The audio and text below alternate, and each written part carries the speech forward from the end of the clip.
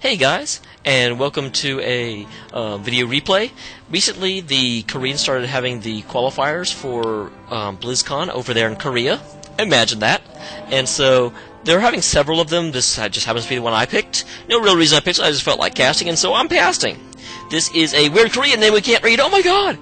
It's actually MakaPrime playing against his dreaded blue foe, nGsTOP. Both Terrans, obviously, and they are playing cross positions on Metropolis. This is going to be a double elimination with 8 players, which I believe means you gotta win 4 games, pretty much.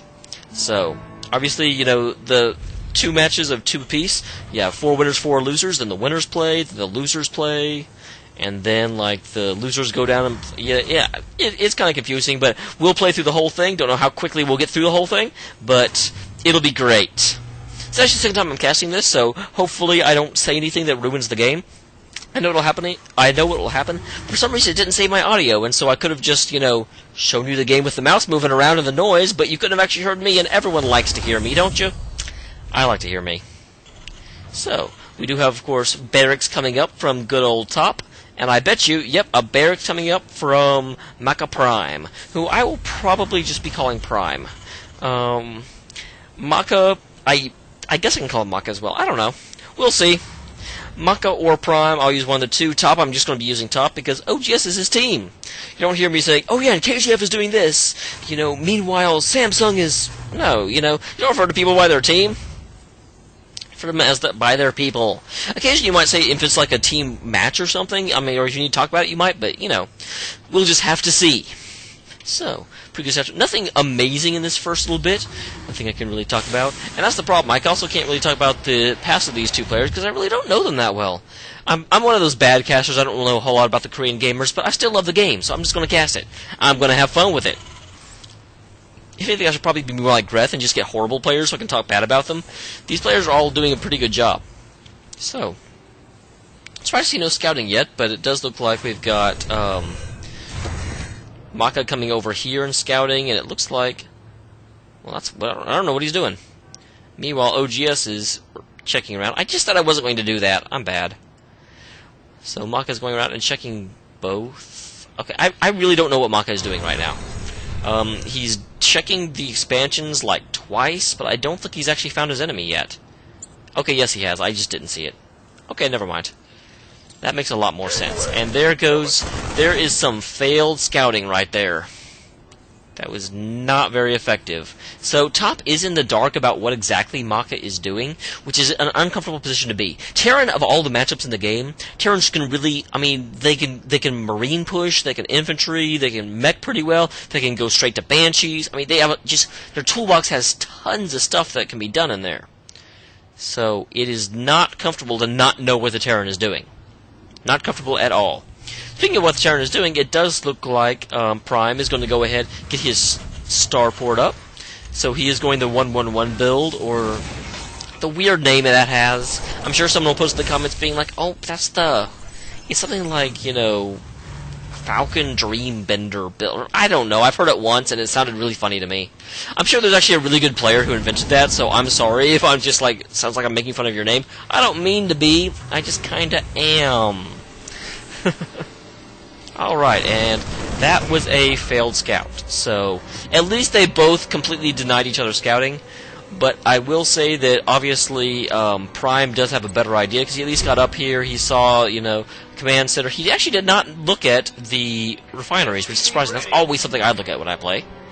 I guess he was just like, well, I don't care what you're doing with your refineries, I'm going to kick your butt. Meanwhile, we do have Top getting over here, getting a Raven out very quickly. Obviously, players will do that in case they're somewhat worried about Banshees. And again, like I said earlier, Top doesn't know what Maka is doing. His scout was completely denied. What Maka is doing is he's going to come up here with a Hellion, and I honestly don't know why. Because he saw when his scout got up here that he's in a very good position, and yet, yeah, that's... Hellion didn't even get a shot off and is already down to half-life and running on home. Let's get out of here! This sucks. Yep, look, 27 out of 80 health from just like that few seconds. So, not very fun to be this Hellion, let me tell you.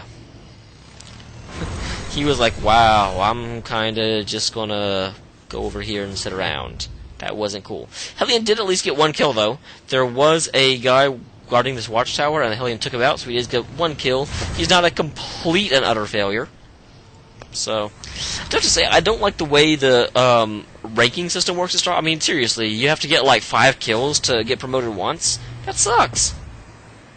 Man, over here that makes you an ace. There it makes you like a sergeant. Poor StarCraft guys. So we do have, he did salvage that barracks because he now feels like he has enough forces to go ahead and move out, heading across the map. It does look like he's got 5 Marines, a siege tank, and 4 Vikings. Meanwhile, I bet I can just look at units. His opponent's also got, just 2 Vikings. I was looking at the wrong one. 2 Vikings, 1 siege tank, and 5 Marines. So, pretty close, actually. You've got 2, Maka's got 2 siege tanks, but it only looks like 1's going over. Is there another one bringing up the rear?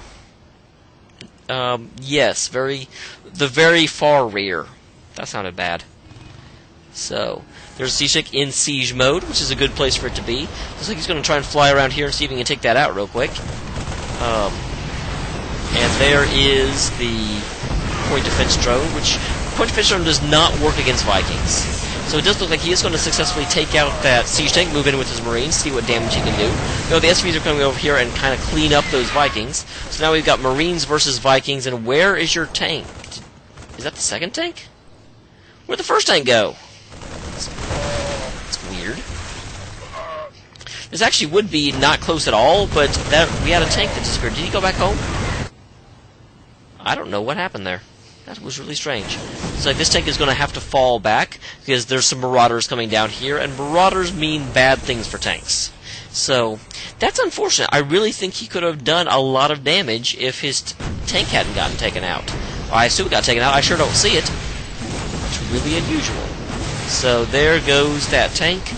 It does look like, unfortunately, that is going to give Top the advantage right now because, you know, yeah, I mean, they kind of army traded, but that's the thing. If you look at it, Top has his orbital command sitting right here and fully saturated, going well. This one's just now getting finished. Orbital command isn't up yet, and it's not even fully saturated. This is about half what it should be. So, if we go over to income real quick, you're going to see that on the income tab, actually, somehow or other, this looks like Prime is doing better. That surprises me. I don't think he would be. I don't really know why, because it does. I guess they're evening out now, but that's still surprising me. I am a little bit of a noob. Resource-wise, they're dead even, so pretty good there. That's the problem. I didn't actually look at that last time, but I made that observation about the income, and I looked a lot smarter until I proved myself wrong. Oops. Oh well. Here comes the Air Force coming in here, seeing what damage can be done. Honestly, not a lot at the moment, but okay, there we go. Let's say, do something! And here come 2 siege tanks. 2 siege tanks should be plenty to be able to drive this off. Siege tanks do very, very well against Vikings. Vikings are kind of like just big metal Marines. And Marines don't do so well against siege tanks, and Vikings really don't either. Marauders will. As will the... I always like to think about that. Marines kind of turn into Vikings, and Marauders turn into siege tanks. They kind of fill the same role. So, heading back across the middle, we do have a little bit of a forward command. It does look like we've got 4 barracks pumping out, a factory and an SCV, versus pretty much the same thing. 4 barracks, factory, and a starport. Nothing down here this time, so pretty even armies right now, and pretty even exchanges. It does look like Top did a little bit of damage there. I saw some SCVs die, and all he really lost was 1 Viking that I saw. So Top did certainly, you know, benefit from that. It looks like he benefited so much he's going to go ahead and come in here again and take out a siege tank right off the bat. So, honestly, this... Where's the rest of your troops? There goes another siege tank. There's one last one down here, and there's a nice little clump of troops. But against this, especially against that, it's not going to go so well. So you've got... Wow, okay, that's strange. I don't know, he should have just kind of stayed back here. I mean, he was running up here to stop him. Stay within range of your siege tanks. But, oh well. it does look like he's gotten all the Marauders down. Now he's just cleaning up on the Marines. There they go. But here come 2 Marauders to reinforce. 2 Marauders are going to be able to clean this up, but here come those 3 siege tanks from down below. And Marauders are pretty good against siege tanks, but, you know, when you have 2 Marauders versus 3 siege tanks, they're not that good. It does look like Top is going to run out of here with 2 of his siege tanks still alive.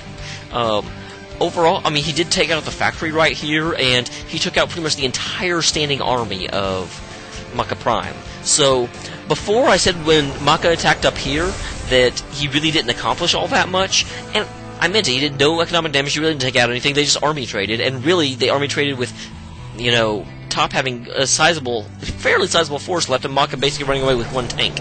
Here we have, you know, Top ran away with 2 of his tanks and his, you know, medevac, so his most expensive unit stayed alive. And look, he's heading right back in. Meanwhile, Maka, his entire army got wiped out, then his reinforcements got wiped out, so Maka had nothing. And here he comes in again, pushing in here, and yeah, Maka just has not been able to resupply yet. He did try and put up a pair of factories right here, which I can't blame him for too much. I mean, his factory got taken out. He needs more factories. He can't just not have them in Terran versus Terran. But that did mean that there was, you know, sitting 300 minerals, 200 gas, just sitting here doing nothing.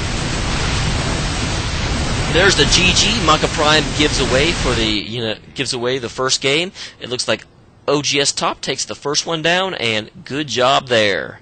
So I'll see you guys in a second. Remember, this is a best of 3, so it doesn't look like Maka is going to the losers bracket just yet. He's only got 1 more loss before he's there. Can he pull it off?